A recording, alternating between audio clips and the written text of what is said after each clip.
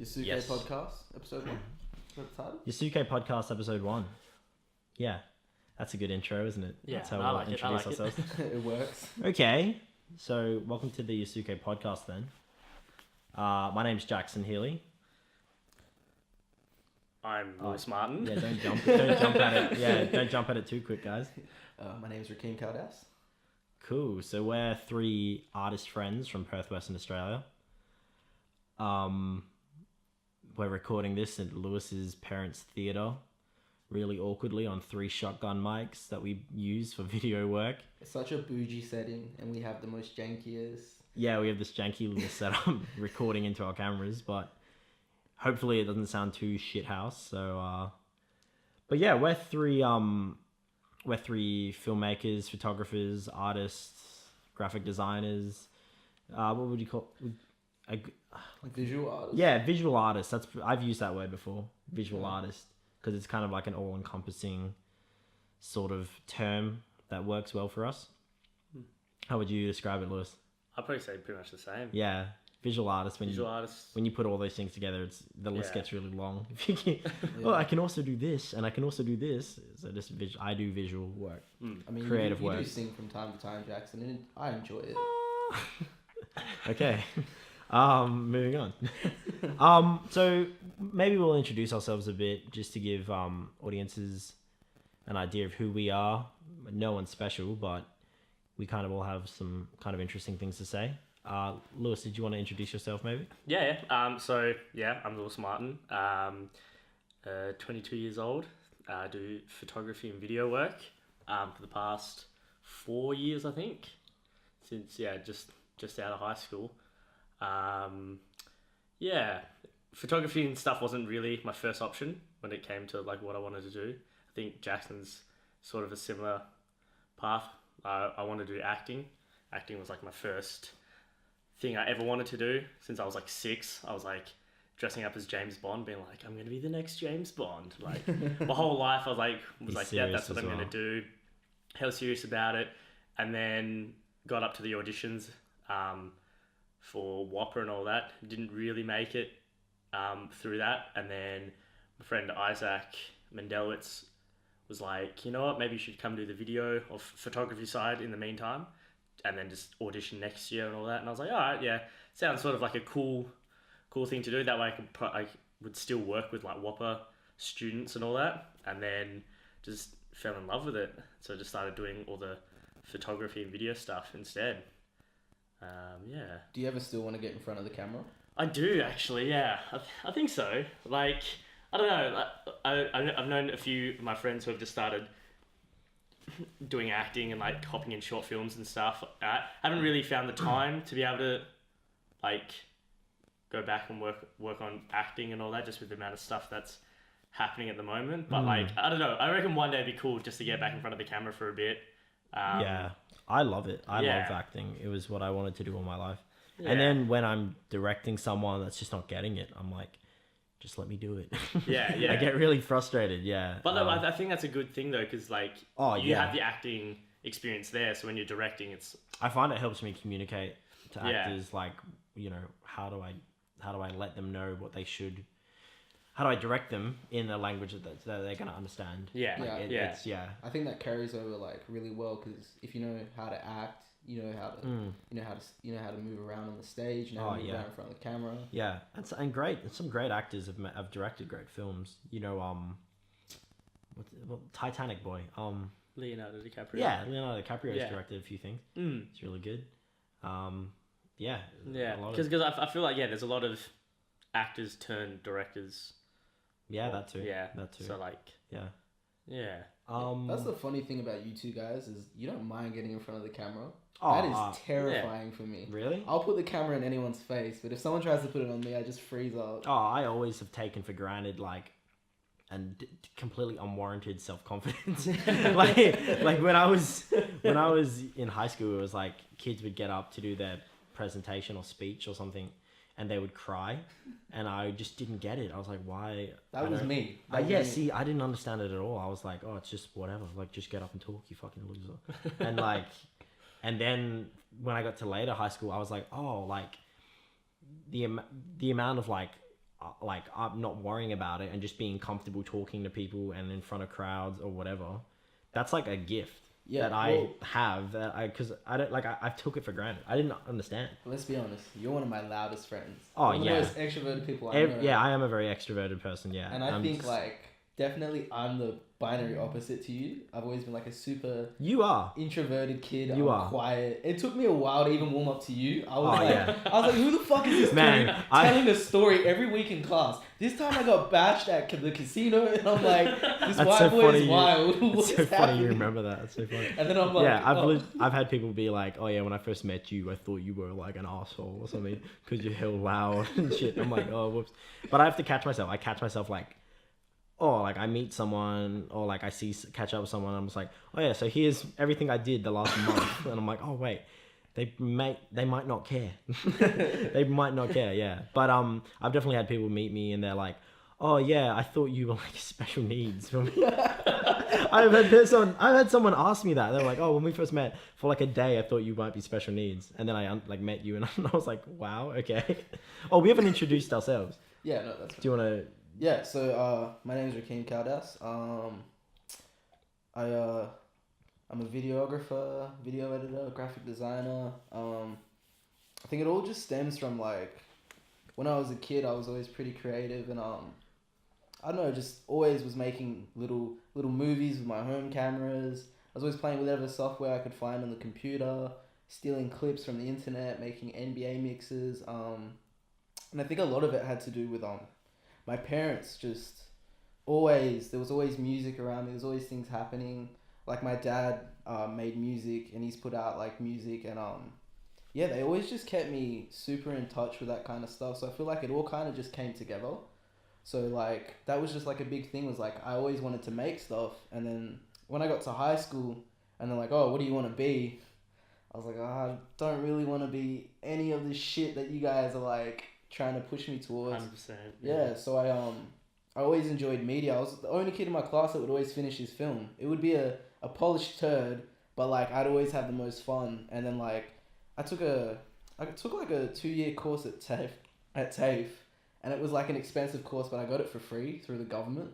And after that was like my ride to uni to do film and graphic design, and I just tried not to take anything for granted, and I guess that's just like where I'm at now. Just still learning, still grinding, having fun, trying to eat. Yeah. As we all are. Yeah, just trying to get by. Cool. Oh, me now? Yeah. All right, now it's my chance. Hey guys, so here's the next 3 hours of my life. So my name's Jackson Heeley. I was born in Perth. I grew up here. So I'm a photographer, filmmaker, director, writer. Just all around creative type, really pretentious, and you know the type, like, oh yes, I'm so above you all. I'm also on a plant-based diet. I'm on a plant-based vegan diet. I'm gluten-free. No, I'm not. I'm definitely not. Yeah, definitely not. No, so I'm an artist from Perth. Growing up, I always wanted to be an actor. When I remember seeing the first X-Men film with Hugh Jackman, and I was like, wow. Because he's just a really great emotive sort of character player. Mm-hmm. He really like dives in really deep, similar to like how Heath Ledger would just become a character. Hugh Jackman really dives into that. And seeing that, I was like, I want to be in movies, man. That looks so fun. So growing up, I wanted to do that. Similar story to Lewis, really. Like I wanted to be an actor up until I was about 18. And then I met a mutual friend of all of ours, Montana, at a party, and she was doing a film unit, and I had done some media studies in high school, but nothing that I really cared too much about. And I say a lot. So I told her I was an actor. We met at this party, and she was shooting some shitty little student film. She won't mind me saying that. They're all shitty. They're all shitty first year. And I acted in it. I was like, oh, this is great. You know, seeing how the director works and how the producer works and the sound guy, and seeing all these like integral moving parts to this one like machine that is filmmaking. I was like, this is incredible. And at the time I had taken a year off to work, and I was I had gotten into some marketing degrees that I didn't want to do, and so I started the film degree, and then maybe 6 months later, I started doing some photography stuff at uni.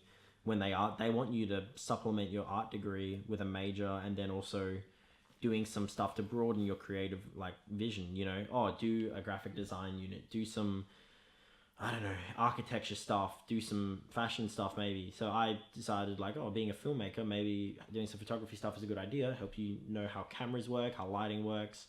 So I did that, and then that kind of snowballed. And 3 or 4 years later, here we all are. That's how I met Rakim and Lewis. That's how we did what we did. And so now I'm a double major, filmmaking and photography. I'm about to graduate. Kim, you've graduated, hey? Yeah, so I double majored in film and graphic design. Sure. Because I didn't see the point in me doing some graphic design units. I was like, I may as well just do the double major. Yeah, you're passionate about graphic design though, aren't you? Yeah, well, that was like when I didn't have a camera. Obviously, you know, you can't really go out and film stuff. Yeah, so what can you do? Yeah. Yeah, so I always had a laptop, and I was just always making like stupid shit you do when you're 12 years old.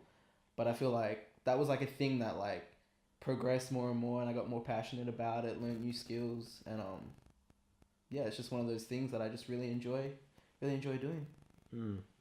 And Lewis, you're gonna graduate eventually, aren't you? Eventually, yeah. I was on track, like, I was like, yep, 3-year course, I can do it in 3 years. And then just with all the shooting and stuff I started doing, picked up some work with these DJs, Boston Switch and Ash Pluggy, and decided doing a bit of work with them. And then they were like, do you want to come to the East Coast for 5 weeks? This is back in 2016. I met them at the end of 2015, and then sort of the start of 2016. We're on this big 5-week road trip all through the East Coast, and I was like, this sounds dope. And I was like, I'll take a semester off. Like it'd just be one semester. Yeah, it's worth it. Like I sort of was like, I'll take one semester off. I'll come back. This and this and this. And I was just like, as long as I'm not taking a semester off and doing nothing, I like sort of convinced my parents like it's for work.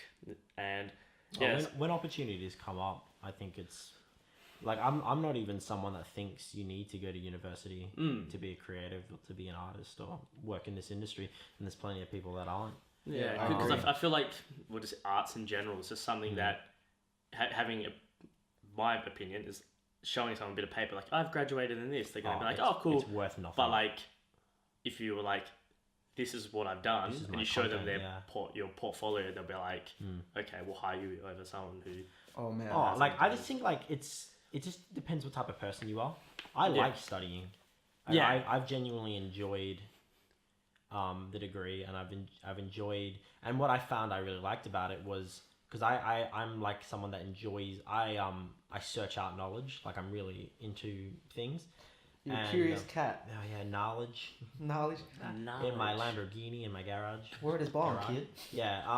No, for me it's like university forces you to study shit that you don't want to study. I didn't care about still life paintings of the 1800s.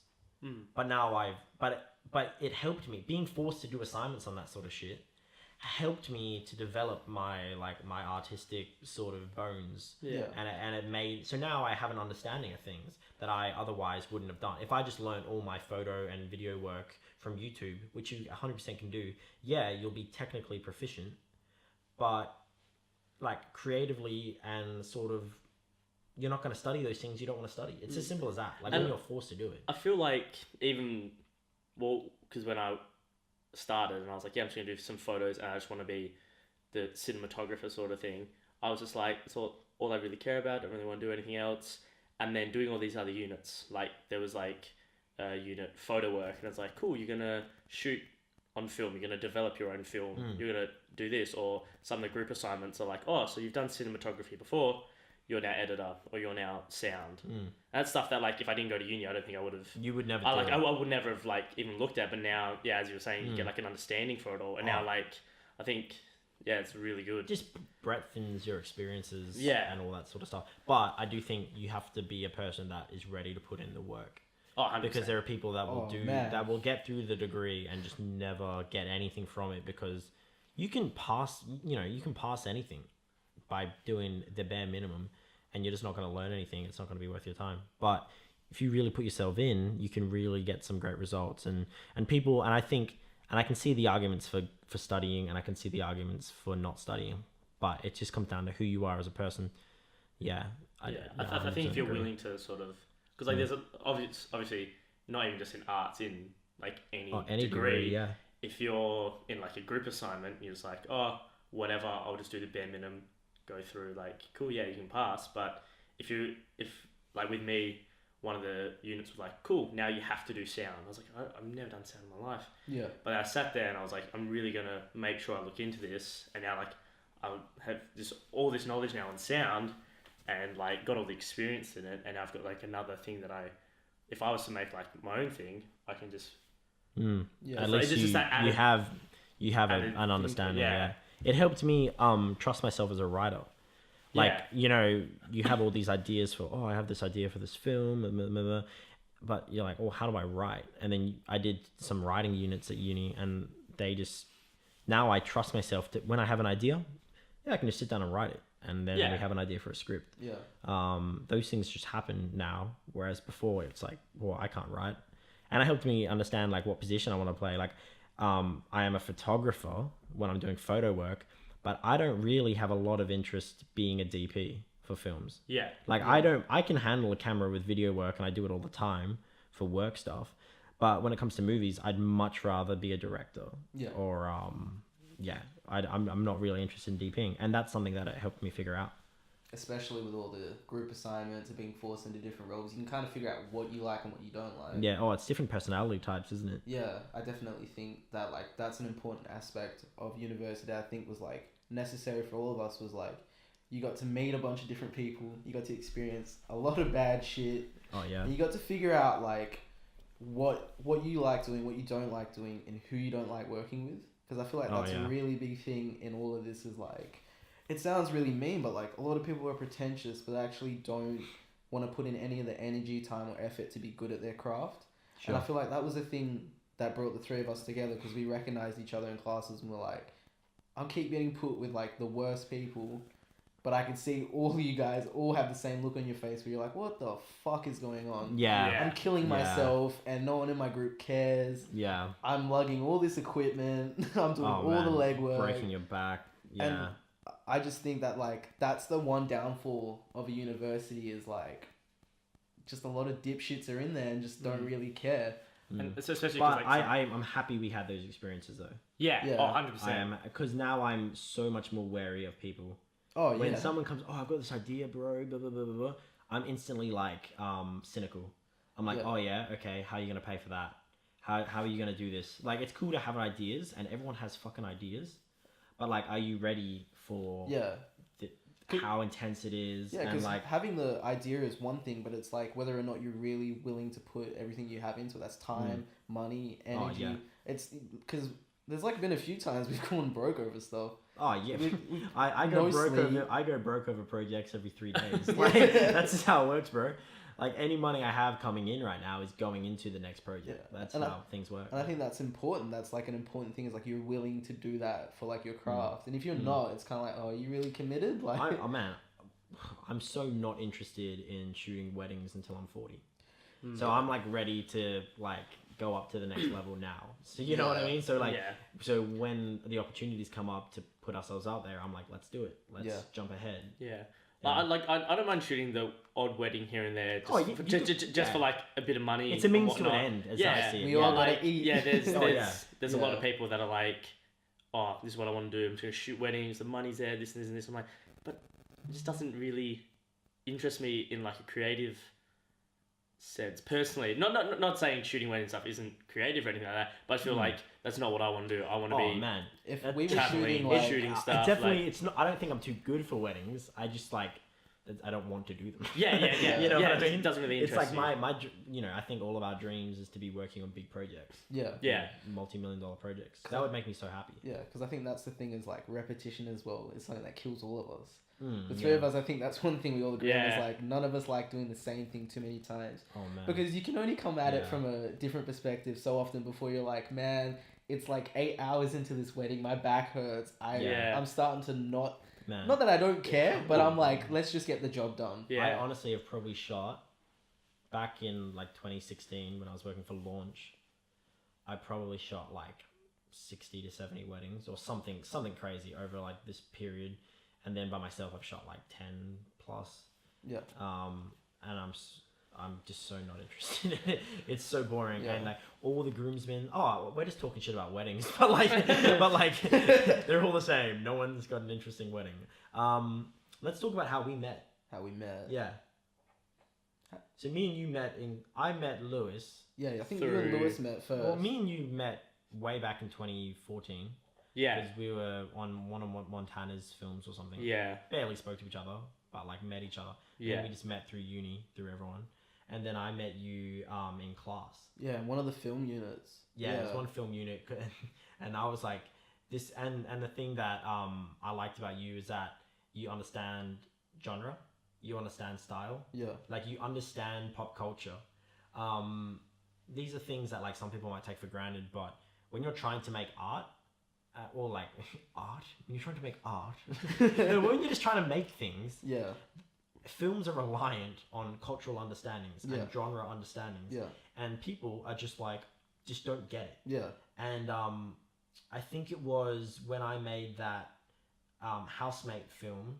You remember with the werewolf and the vampire? Oh, and the yeah, I housemate? remember that. Yeah. And you were like, I can't. You came up to me and you said something like, "Oh, that was cool," and you were like upset because the team you had for your film was just like not there or something. Oh man, that was a nightmare team. Yeah. And it was like the problem wasn't that like I didn't have a group. It was I had a group that just was never there. Yeah, and the problem with my group for that film was that they didn't have any understandings. They Yeah. didn't understand it was a comedy. Yeah. And they didn't understand the jokes. They you know, there was a joke that involved a gay character, and it wasn't a gay joke. Yeah. It wasn't a joke, haha, this guy's gay. The joke was about this character trying to hide stuff, not his sexuality. Yeah. Yeah. And to me, it was just like, and this guy was like, I wrote it, and I was like, I'm gonna write and let someone else direct. This will be a cool experiment, and I will never do that again. Yeah. If I write anything, I direct it. But this guy, who I found out was like a finance major, he was just like, oh, I'll just do a film unit, it'll be fun. And he was like 45, and I was like, get a job. But Oh, Jesus that's Christ. mean, but whatever.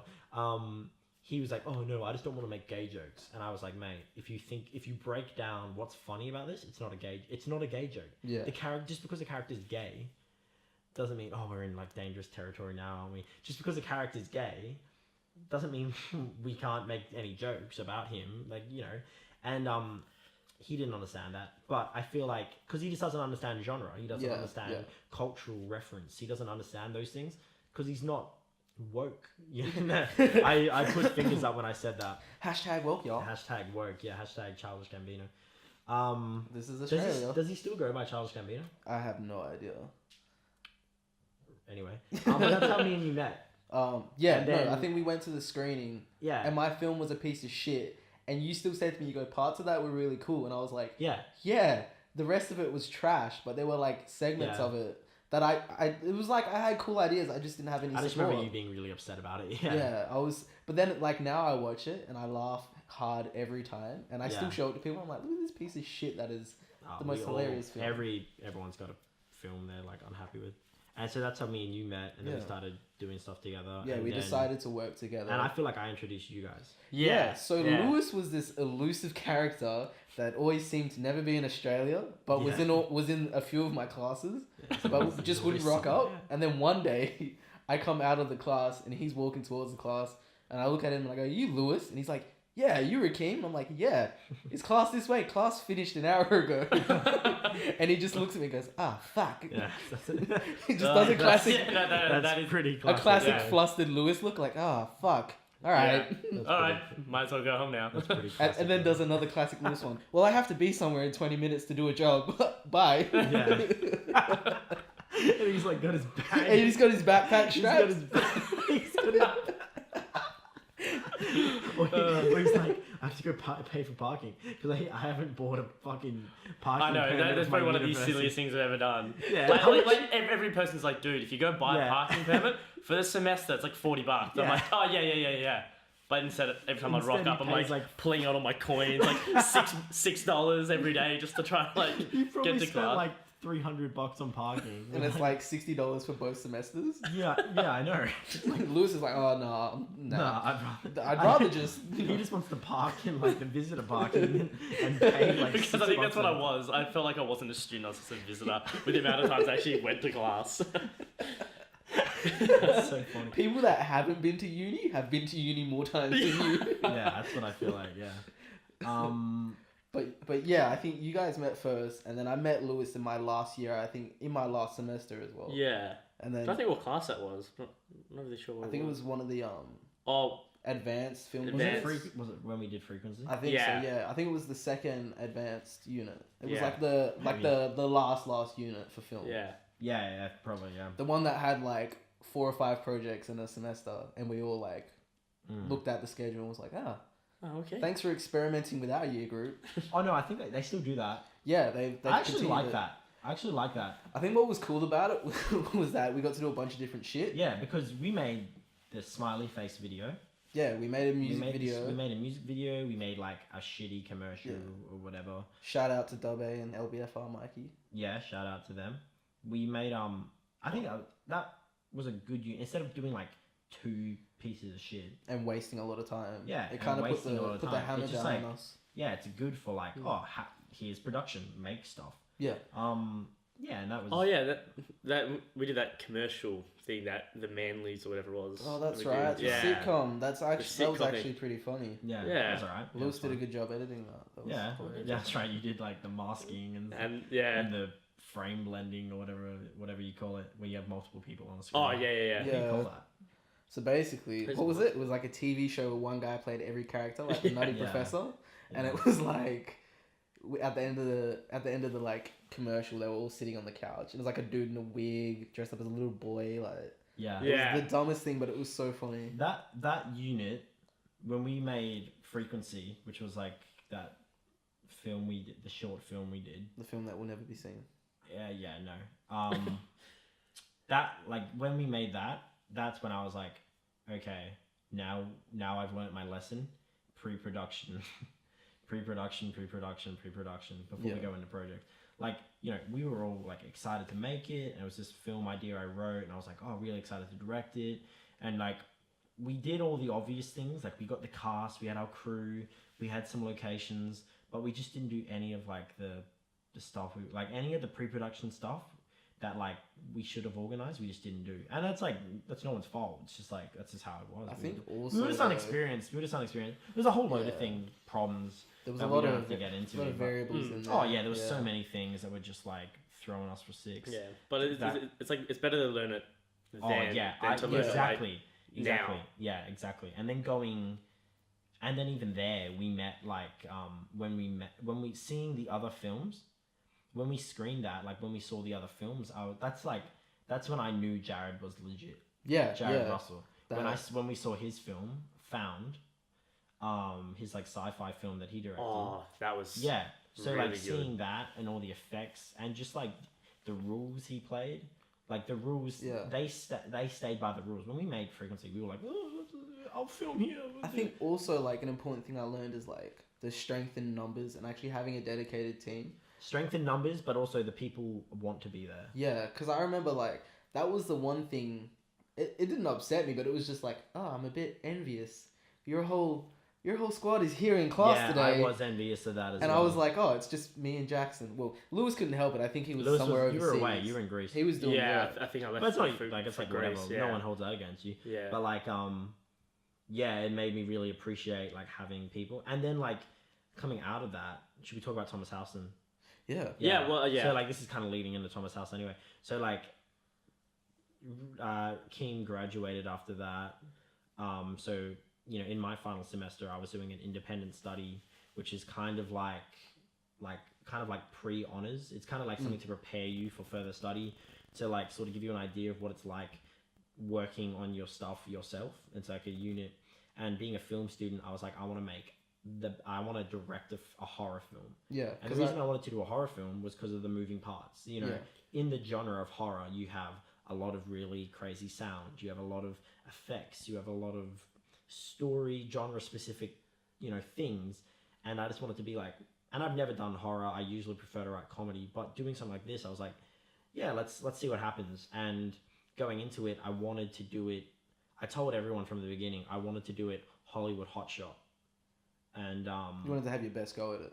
Yeah, I wanted to do the best we could possibly do for the budget we were on and whatever. And I just wanted to run it like, you know, kind of dress for the job you want sort of thing. I was like, let's do it exactly how Hollywood people would do it if they had the same budget as us. Yeah. And so like, I wanted to pick the people that were best at what they do. So like, Rakim, I've always said, you understand style, you understand genre. So I was like, let's get you do this. Like, you know, can you be my art director? Yeah. And I know Lewis is just like the man that you can always rely on to just be able to do stuff. So like Lewis was like our what did we have you for on the credits again? Production manager. But you did like assistant. All sorts of shit. You know, Lewis was helping as an assistant camera. You helped with sound as well stuff. Yeah. You were a massive help to Montana, who was my producer. You just helped everyone with everything. You were a really good production management sort of person to have there. He kept the wheels moving. Yeah, you helped keep the wheels moving when things were slowing down. And then like bringing in DPs that want to be a DP. You know, bringing in the sound guy that is a sound guy. Yeah. You know, like when you want to be a director and someone's like, you have to be the sound guy, the sound's not going to come out good. No. Because the sound guy because he doesn't give a fuck. And it's like, and it's not what he's going to be good at. But if you like get a guy that does sound all the time, it's going to be great. Yeah, of course. And I met my sound guy wasn't even a guy that had worked on a film before. He was a guy that was in a band that I did a music video for, and I was like, I'm doing a horror film. Do you want to do it? And Jeremy like masters the music for his band and people, and he's like, oh okay. He's in like a metal band. Shout out to Conform, I guess. Yeah, and little baby strong jaw, aka Jeremy. Yeah, young jawline. Sharpest jaw in the game. Sharpest jaw in the game. Sharpest jaw in the game. He will kill you. The Crimson Chin. But yeah, that guy. He came on the project and he picked it up really quick. We gave him like sort of an A to Z of film sound and all that jazz, and he was able to do a full score for our film. All the music was custom for our movie. Yeah, all original soundtrack. All original soundtrack, all the Foley, all the sounds, and he just picked up booming and doing on-set sound like that really easy. And then like Jared was the guy that did Found that we were talking about, and he loves editing, he loves doing color work, he loves and he's also like he's got this level of obsession with rules, and he's got like I tell him he's like almost like an autistic savant. It's like that level of like obsession over the little things that I'm really laid back and like I'm pretty chilled out most of the time. So I'm like, oh yeah, like let's just shoot something. Oh, that's interesting. But then he'll be there like, hey Jackson, you're forgetting this, and I'm like, oh okay, like little things that like none of us would pick up. But he's like, yeah, no, you're breaking a rule here. You're crossing a line. You're doing something here that's breaking a rule. So we have to fix that. And I'm like, oh yeah, no, you're right. And also just him and that's good because that's an editor thing. Yeah. Editors see the little shit and they see stuff and they post. get rid of those. Yeah. And then Montana was great. Montana is the girl that like I met at the party. She was my producer, and like I asked Montana to be my producer because I just think Montana's like same thing. Montana's high strung. Yeah. She like stays at a higher level. Whereas like she resonates up here, whereas I'm resonating down here. And it's good to have someone that can handle all that stuff. I think just even having some feminine energy to my masculine energy, like seriously, like I just think like it's really good. And like you're always gonna clash with your producer. It's just like a normal thing, and like that just happens. But Montana's a friend of mine, a friend of ours, and like it was just great. It was like cool working with her, and just like having people on the project that just want to be there and like they want because like. Well, everyone on the project wanted the project to be as good as they can because we want the film to take us places and to do things for us. And when you're making things where someone is just kind of half-assing it, it's like fucking it. And you're the only one stressing about it. Like Jeremy, the sound guy, is like, I've been stressing about this for the last 2 weeks. Yeah. And I'm like, that's a really nice thing to hear because so have I. And like, it's a group thing. Yeah. Yeah. It was a really good energy on set, and just even though we're in the creepiest house, I felt really happy in there. Just that like all these people came together with the same mindset, all want to push the project as good as they can. Yeah. And it was like the first time I had been like, wow, this Yeah. is a train that's actually moving on on course. Oh man, just like we ended up having 19, no, almost, I think like 20 people. Yeah. 20 people working on a film. That's including the cast and crew, staying down in this place I rented down like an hour out of Perth. It's Sleep 24. We filled it up with 20 people. We fed them for 2 days and stuff like that. And it was just sick. It was just cool having like, that was the most ambitious thing I have ever worked on, like trying to organize that. And I was so proud. Like, I was like, man, I wrote this script. Like, I was sitting in my undies, like in my bedroom, just like scribbling stuff down, kind of like, oh, you know what I mean? And then people are like, all right, let's commit 2 days of our life down there. Oh, and then, you know, there was extra days and stuff. But just seeing all these people, and when you look at the credits, it's just like a nice long list. It's like not like 6 people, it's 20 people, 20 plus. I think the thing as well, I loved how, like, before going into it, we were like, we have 2 days to shoot the majority of the film. Yeah. And it was like, it's going to be long days. This and this. Like, everyone needs to be on the ball with everything. And, like, I think, having everyone who was there wanted to be there. Yeah. We were able to power it out. And I think it turned out great. Yeah. I think those 2 days of shooting, like, personally, when I was like, oh my God, it's going to be, like, it was like 14, 15 hour shooting days. Like, both days. And I was like, that's like 48 hours. And if we're shooting for 30 hours of that, that's not really a lot of sleep. Yeah. But we went down, we got it all done, a lot of coffee, but like we got everything done. And I just thought, it was really cool to actually be able to be on a set where everyone wanted to be there after having... It felt like a set, hey? Yeah, after having all those sets during uni and like with people who didn't really want to be there. And you have like one person like the DOP being like, hell yeah, I want to be here. Sound guys sort of like, oh, like whatever, this and this. But to have like a proper functioning team, I thought was great. And I think what I said to Jackson as well was like, the coolest thing was like, everyone had their own little team handling something. Yeah. Like I was so happy with my makeup artist and my art and that's director. what I wanted. I wanted everyone. I wanted there to be like tiers. Yeah. So like I shouldn't have to speak. Because like what happens when you're a director is like everyone's like got an idea and everyone wants to talk to you, and then you like it's just impossible. Like you won't get anything done. So I was like, I should just be able to speak to my art director who's covering props, makeup, costume. Yeah. And that worked. It worked really well. Like it was awesome. It worked really well. And like I was just able to, you know, and that was probably the biggest department was costuming and art and stuff like that. Because I don't know, because like I guess camera had like 3 or 4. Man, the assistant cameras we ended up having like 5 or 6 over the entire period. But for those 2 days we just had 2 or 1.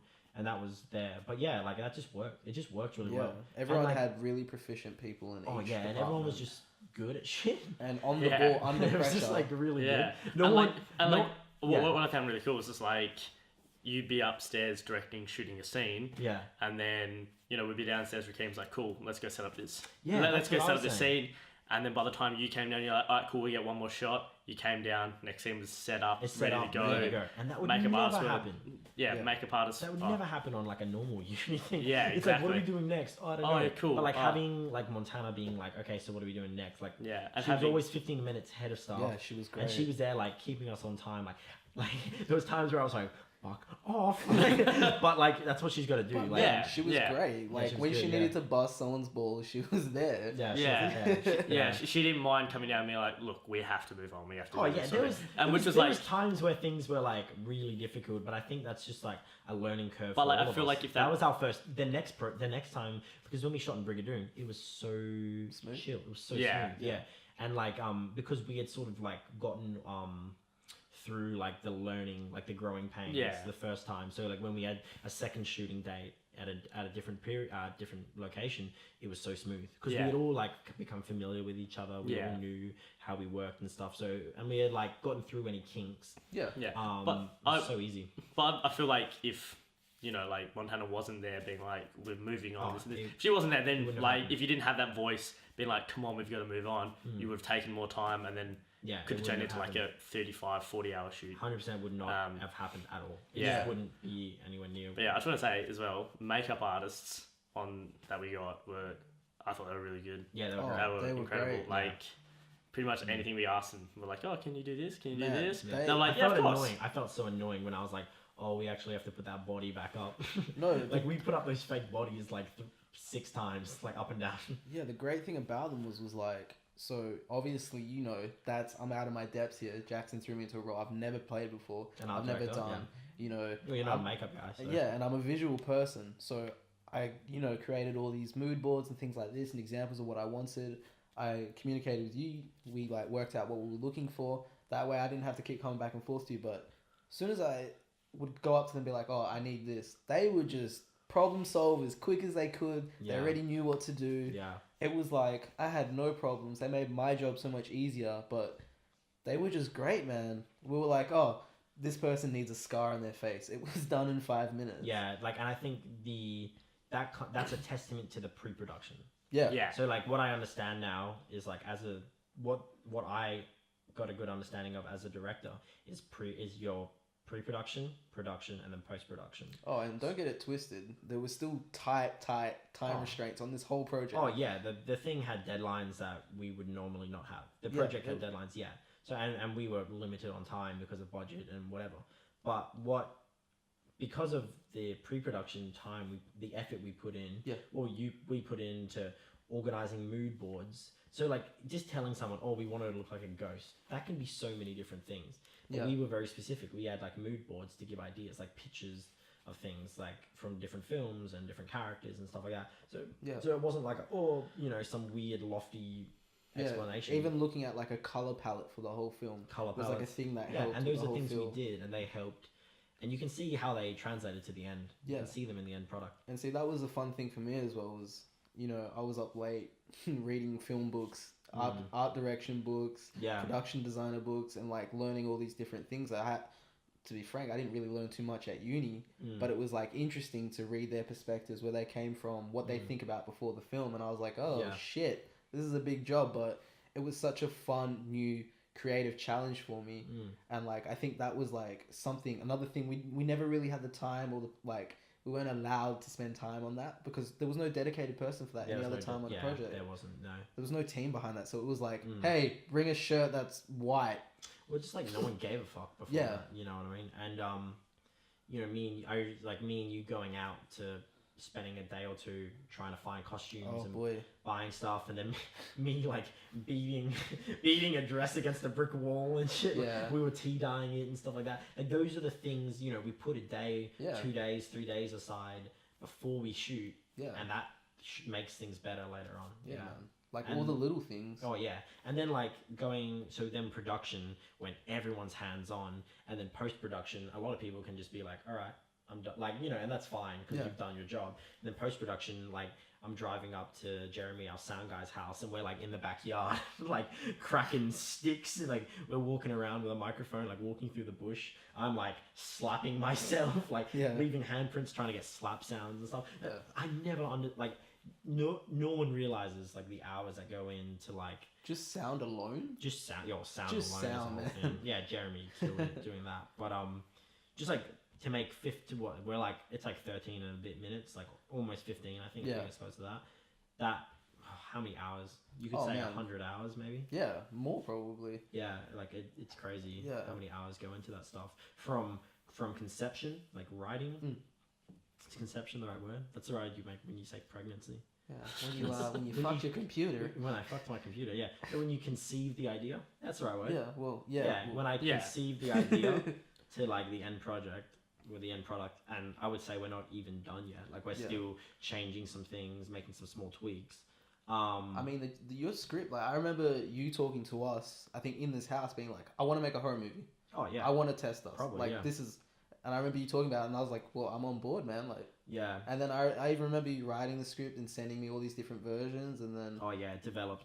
And it changed all the way up until... Oh, yeah, characters were changing.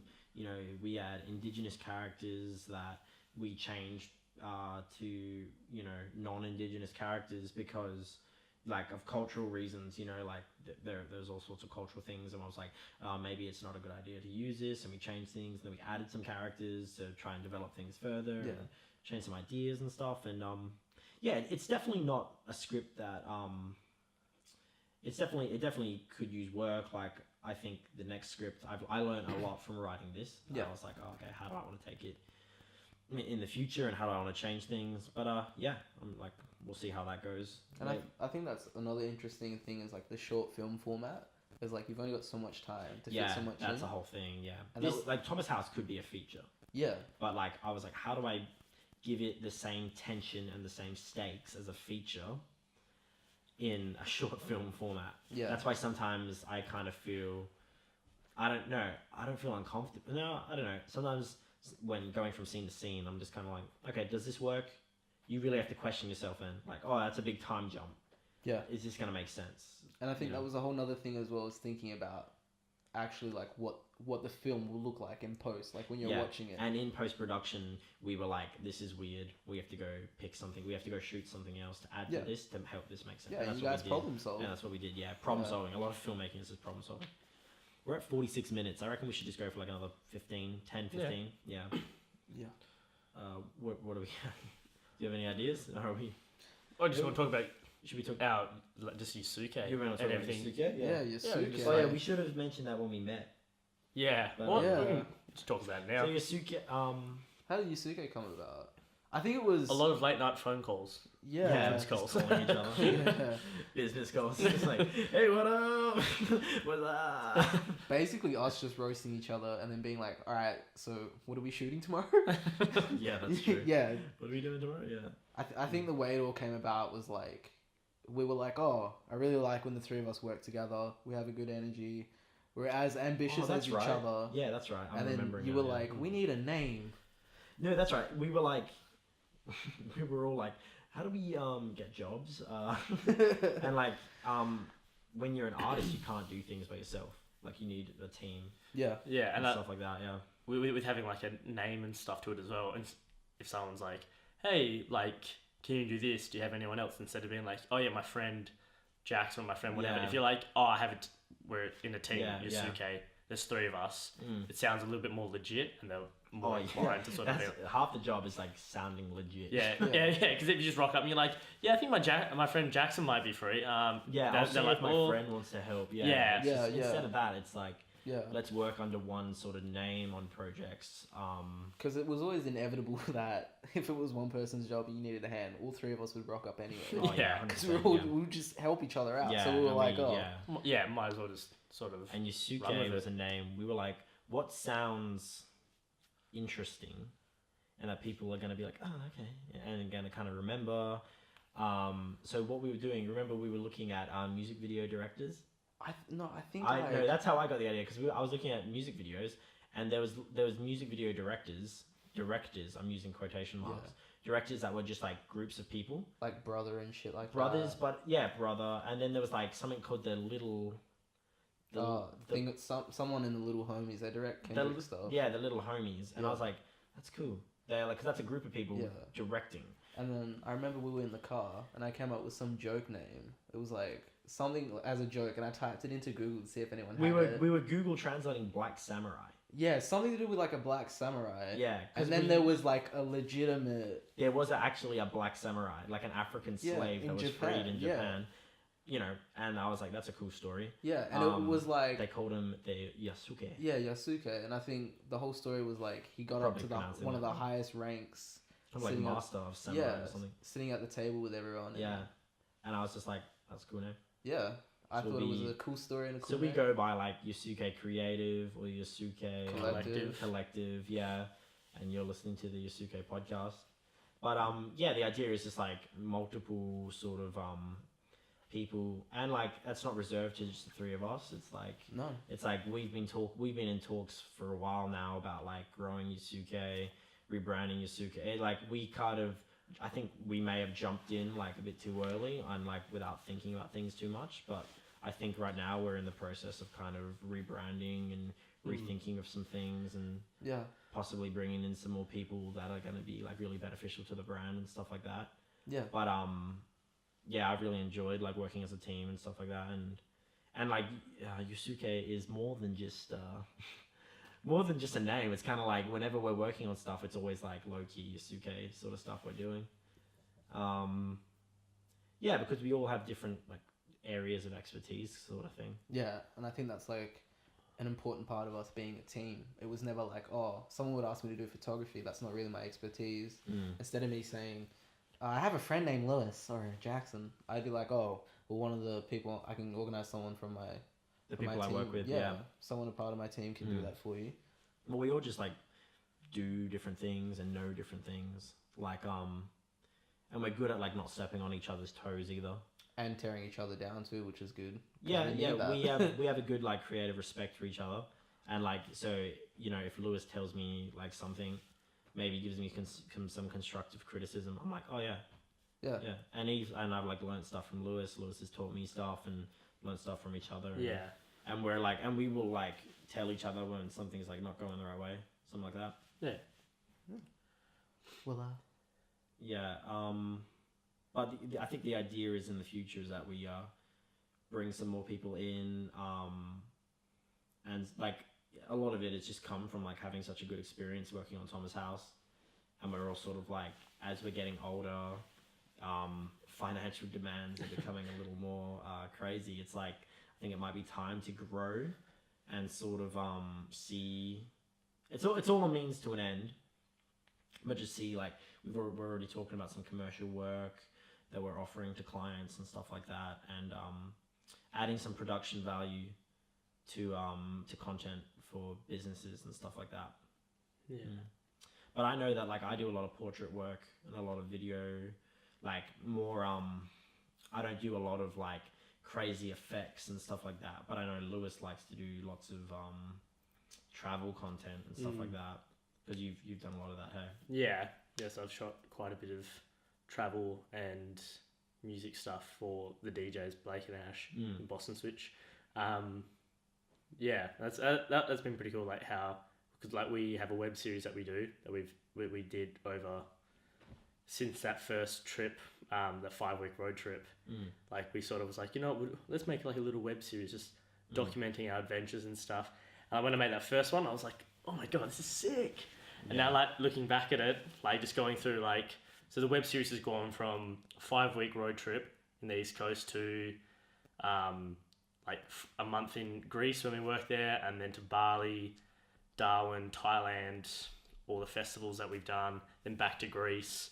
And now we're doing like these little almost vlog style stuff, but like just showing, like it's cool how, even when I started, I was just a little bit like, I'll just add like a whatever color grade to it. Yeah. Chuck in the crop bars, and I was like, man, this looks sick. And now I'm just like, oh, this is the best thing. And now I look back at that first episode, I'm like, oh man, that's ooh.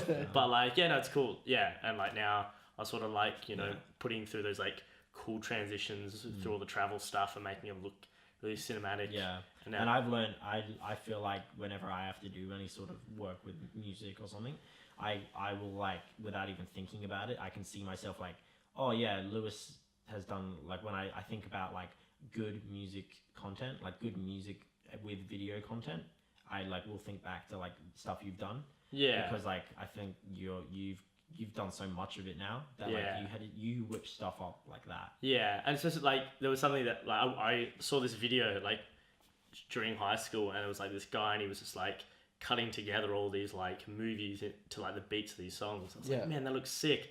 And then so I just sat there and I was like, all right, how am I? And then I was like, I want to make one like that. So then I just started cutting stuff up.